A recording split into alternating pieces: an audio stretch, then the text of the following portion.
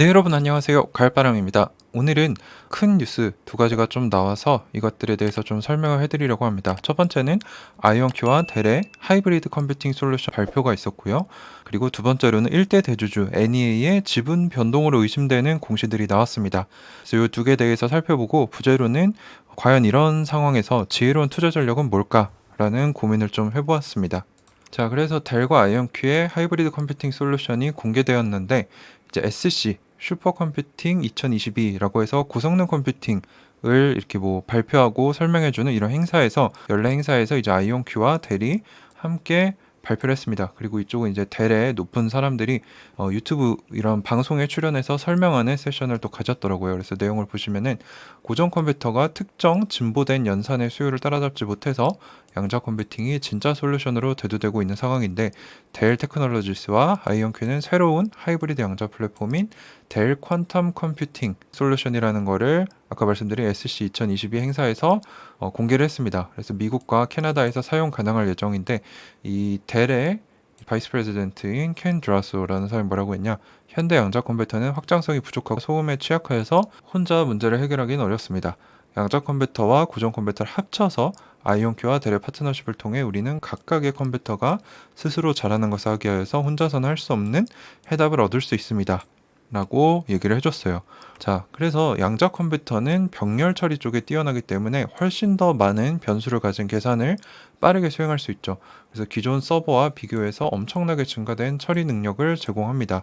그래서 우리가 양자와 함께 이 여정을 걸어오며 보았듯이 미래는 양자 컴퓨팅 자체가 아니라 고전과 양자가 함께 작동하는 모습이 미래다라고 아까 그 델의 바이스 프레지던트가 얘기를 해줬고요. 그래서 현재 최신 GPU들은 전산 유체역학 그리고 화학 분야에서 부담을 많이 받고 있다고 합니다. 그래서 요거로는 답이 안 된다는 거죠. 근데 반면에 델의 하이브리드 모델은 고전 인프라, 즉 고전 우리가 쓰고 있는 이런 서버들 위해서 어플리케이션을 실행하면서 동시에 알고리즘을 양자 컴퓨팅을 통해 풀어서 빠르게 풀 수 있게 한다는 거죠. 이 문제를 고전 CPU 그리고 HPU로 나눈다는 개념보다는 서버로 실행을 하는데 이제 양자 컴퓨팅에 줬다가 다시 받는다 이런 개념이더라고요. 저도 이해가 안 돼서 뭐 이거랑 연관된 기사 세네 개를 읽어봤는데 조금 다른 개념이었습니다. 우리가 기존에 생각했던 하이브리드 컴퓨팅이랑. 그래서 이 하이브리드 모델은 서버, 네트워킹 그리고 기타 구성 요소들로 이루어져 있는데 프로그램이 양자 쪽으로 이제 높은 속도로 데이터 전송을 시작을 하면은 중간에 호스팅을 하는 프로세서가 있다라고 합니다. 요건 이제 고전 CPU고요. 그래서 얘가 양자 시스템과의 인터페이스를 맡은 이런 지시를 내리는 층인데 뭘 하냐? 데이터들을 양자 언어로 변환시켜서 QPU에서 실행할 수 있는 알고리즘으로 제공을 한다. 그러니까 서버가 빠르게 데이터를 보낼 수 있잖아요. 그래서 보내면은 서버에서 이렇게 빠르게 데이터를 보내면은 이쪽은 양자 쪽이고요. 이 중간에 이 중간 호스트 프로세서가 이 고전어로 되어 있는 거를 양자 언어로 변환을 시켜준다는 거죠. 자, 그래서 이 알고리즘이 QPU에 보내지면 QPU는 연산을 하겠죠. 근데 결과를 주는데 QPU가 주는 거는 문제가 원하는 답을 주는 게 아니고 양자 컴퓨터는 산수에 능한 게 아니고 확률적인 답을 준다고 했습니다. 확률적인 여러 결과들을 주기 때문에 우리가 그냥 딱 봤을 때 이해하기 어렵다는 겁니다. 그래서 다시 고전 시스템에 들어가서 최종 사용자가 쉽게 이해할 수 있는 구체적인 답을 만들어준다. 그래서 서버에서 중간 호스팅 CPU를 지나서 양자 쪽 갔다가 다시 고전 시스템 들어가서 이해할 수 있는 답으로 바꿔서 다시 전송을 한다는 거죠. 그래서 양자 고전 하이브리드 시스템이라고 얘기를 하고 있는 겁니다. 그래서 델의 파워 엣지, 이건 이제 기업들 데이터 센터에서 많이 쓰는 서버인데 이 서버상에 이 서버를 쓰기도 하면서 이 서버상의 고전 양자 시뮬레이터, 그 아이온큐의 아리아, 요건 이제 순수 양자 컴퓨터 있고 아이온큐가 사용하는 양자 시뮬레이터 이렇게 세 가지를 합쳐서 사용을 한다고 합니다. 또 화학 재료 쪽에 이제 분자 시뮬레이션을 잘 할 수 있어서 뭐 새로운 재료나 신약 개발에 도움이 되는 분야, 그리고 자연어 처리, 인간의 언어를 컴퓨터가 제대로 인식해서 처리할 수 있도록 하는 거, 그리고 머신러닝, 요건 이제 인공지능의 획기적인 발전 등의 분야에 활용이 가능하다라고 얘기를 하고 있습니다. 개념도를 보시면은 이게 조금 저도 직접 설명을 들은 게 아니기 때문에 조금 어려웠어요. 그래서 보시면은 델의 이런 양자 QPU, 요건 이제 시뮬레이터, 이건 아이온큐의 QPU, 그리고 아이온큐의 실제 양자 컴퓨터, 이렇게 세 가지로 업무를 나눠서 실행을 시켜서 다시 가져와서 orchestration, 요건 이제 조화를 시킨다 뭐 이런 얘기인데, 가져와서 이제 고전 프로그램을 통해서 해석을 시켜서 다시 가져간다. 보낼 때도 이제 고전 프로그램으로 양자어로 바꿔서 보내고, 그래서 비슷한 개념으로 쓰이는데, 제가 이해하기로는 이제 이쪽 시뮬레이터로 빠지는 거는 좀 쉬운 연산들, 그리고 어렵고 자원이 많이 필요한 것들은 이제 아이온큐에 실제 양자 컴퓨터로 보내서 양자 계산을 따로 시킨다 라고 이해를 했습니다. 그래서 아이온큐의 결맞음 시간이 길고 게이트 충실도도 뛰어나고 확장성 로드맵이 있기 때문에 아이온큐를 택했다 라고 얘기를 하고 있고요. 그래서 가벼운 연산은 여기 보시면 on-premise라고 되어 있는데, 이건 고객의 사이트에다 직접 설치를 하는 것을 얘기를 해요. 그래서 간단한 거는 이제 델의 서버 위에 있는 양자 시뮬레이터 온 사이트에서 시키고, 어려운 계산들은 아이온큐 거에서 보내서 계산을 해서 다시 가져온다, 이런 개념입니다. 그래서 기업대 양자 컴퓨팅을 높은 효율성으로 실험할 수 있도록 해서 뭐 금융, 자동차, 항공우주, 화학 분야 등의 이제 써보라는 거죠. 최대한 많이 써본다. 이거를 왜 이렇게 했냐면은, 제가 그 켄 주라소 그분의 인터뷰를 보니까 이 아이온큐 아리아에 대한 수요가 엄청나기 때문에 여러 기업들이 한꺼번에 이걸 사용할 수 없다고 해요. 그래서 가벼운 것들은 이제 고객사에 설치를 한 서버 위에 돌아가는 양자 시뮬레이터에서 처리를 하고, 어려운 것만 실제로 보낸다는 겁니다. 그래서 양자 컴퓨터에 대한 액세스, 접근을 늘려서 더 많은 사람들이 경험해보고 거기서 이제 기회를 만들어 보라는 거죠.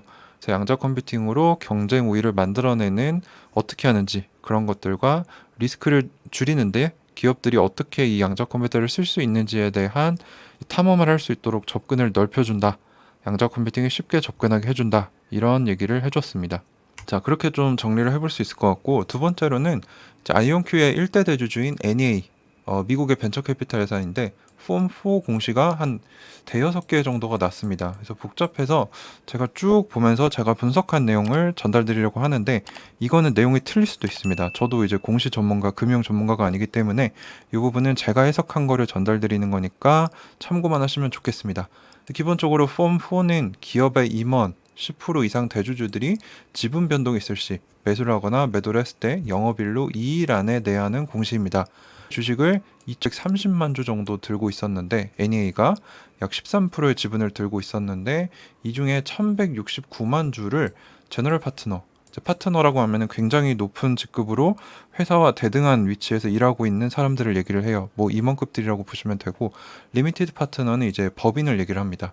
그래서 이런 곳에 그때 옛날에 이제 GV 쪽 공시를 보셨던 분들은 아실 텐데, 프로레타 디스트리뷰션이라고 해가지고 비례 배분을 했습니다. 그래서 NEA가 이제 7%만 남기게 되었는데, 이제 10%가 안 되면은 공시 의무가 사라집니다. 근데 이 공시가 굉장히 복잡한데, 여러 뭐 대여섯 명, 뭐 그 안에 사람도 있고 법인도 있는데, 지난 구글 벤처스가 했던 것과 비슷한 비례배분 형태로 나온 것으로 보아서 1169만 주는 이제 배분이 되었는데, 배분되면 어디로 갔는지 알 수가 없잖아요. 근데 이제 매도가 되었다라고 보는 편이 이제 마음도 편할 것 같고 합리적이다라고 봅니다. 왜냐면 이 공시일에 나왔는데 2일 전까지 보면은 이제 아이온큐의 1일 평균 거래량이 2에서 한 3밀리언 정도가 되는데, 17일에 한 2배 정도, 5.4밀리언 정도로 튀었어요.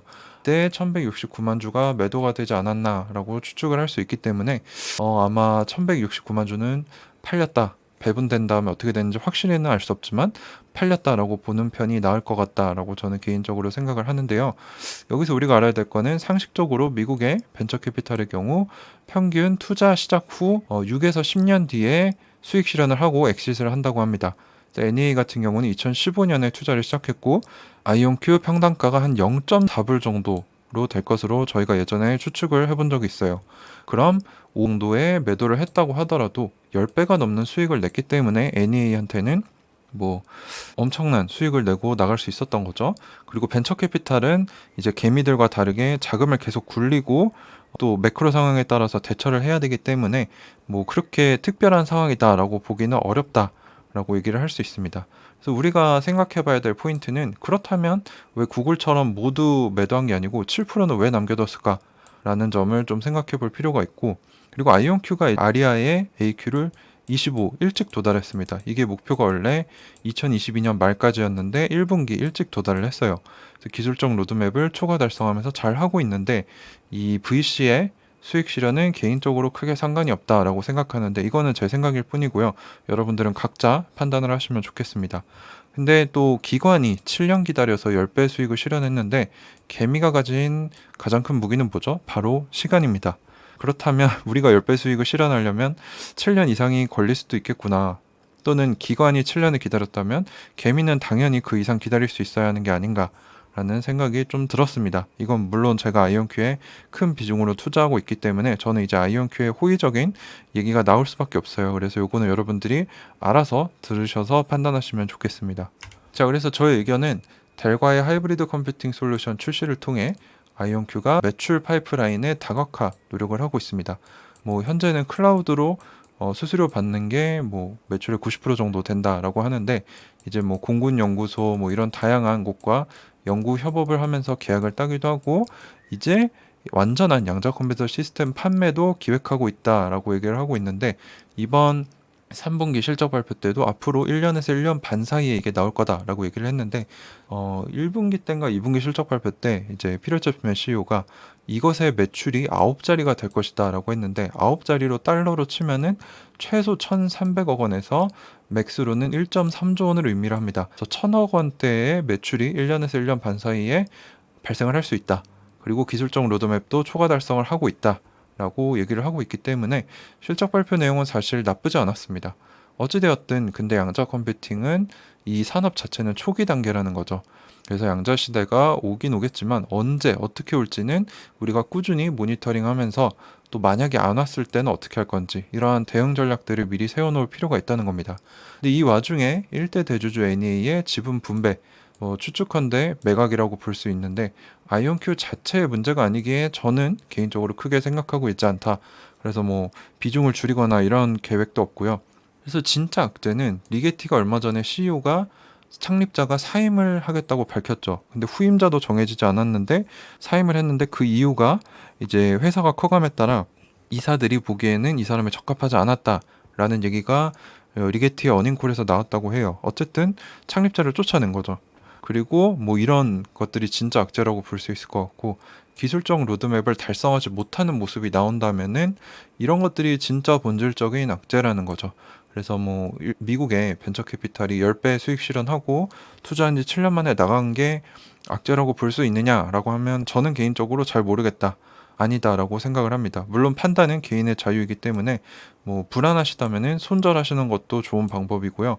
본인이 감당할 수 있는 비중까지 줄이시는 것도 좋은 방법입니다. 또는 제가 하는 것처럼 깊은 공부를 통해 기업이 어떤 가치를 가지고 있는지 공부를 해서 신뢰를 쌓을 수 있고 그 가치 선정을 제대로 할 수 있어야 한다. 그래서 저의 목표는 아이온큐의 목표와 같이 흑자 전환 시점 2025년을 바라보면서 큰 수익을 목표로 할 것이냐 이거는 저의 전략이고요. 뭐 다른 분들 같은 경우 좀 더 보수적인 분들은 흑자 전환 이후에 안전해지면은 진짜 양자 시대가 와서 아이온큐의 매출이 급증하면 그때 들어가서 뭐 이 초창기 때만큼 큰 수익은 아니더라도 중간 정도의 수익을 목표로 할 것이냐 요 두 개의 전략 중에서는 뭐 여러분들이 고민해보고 스스로 판단하시면 좋겠습니다. 제가 어떻게 한다고 그걸 따라서 나중에 제 탓하시진 않겠죠? 뭐 돈을 버신다고 저한테 주실 거 아닌데 돈을 잃었다고 제 탓을 하시면 안 됩니다. 그래서 요 두 개 중에 전략을 잘 선택해서 가시면 좋겠고요. 저는 요 전략으로 가고 있고 저 같은 경우는 2030년 목표 주가 100불 이상을 보고 현재는 모아가는 시기다. 2022년부터 25년까지는 뭐 횡보할 수도 있겠지만 이때부터 매출이 급증할 것이다 라고 생각을 하면서 2만 주를 목표로 매집을 하고 있습니다. 그리고 뭐 이 100불 이상 나오는 거는 제가 여러 번 말씀드렸죠. 보스턴 컨설팅 그룹이 냈던 이제 양자 기업들이 가져갈 매출 그리고 아이온큐가 받게 될 시가총액 퍼는 몇 정도 된다. 이렇게 놓고 봤을 때 2030년에는 100불 정도가 이제 이 보스턴 컨설팅 그룹의 시나리오대로 흘러간다면 충분히 도달할 수 있고 2040년은 300불까지도 볼 수 있다. 라는 얘기를 이제 뭐 제가 여러 영상에 녹이기도 했고 제 강연에 오셨던 분들은 들으셨을 텐데 그냥 제가 내뱉는 소리가 아니고요. 이런 세계 최고의 컨설팅 그룹이 냈던 데이터를 기반으로 통계적으로 낸 자료이기 때문에 그 부분에 대해서는 뭐 여러분들이 찾아서 공부를 하시던 해보시면 좋을 것 같습니다. 자, 어찌되었든 아이온큐와 델이 하이브리드 컴퓨팅 솔루션을 발표를 했고요. 1대 대주주인 NE의 지분 변동을 암시하는 이런 공시가 나왔었다. 그래서 우리는 이 와중에 어떤 전략이 우리한테 가장 잘 맞고 지혜로운 투자 전략인가 고민을 해보면서 투자를 할 필요가 있다 라고 말씀을 드리면서 오늘 영상을 마치도록 하겠습니다. 네, 오늘도 긴 영상 끝까지 시청해주셔서 감사합니다. 가을바람이었습니다.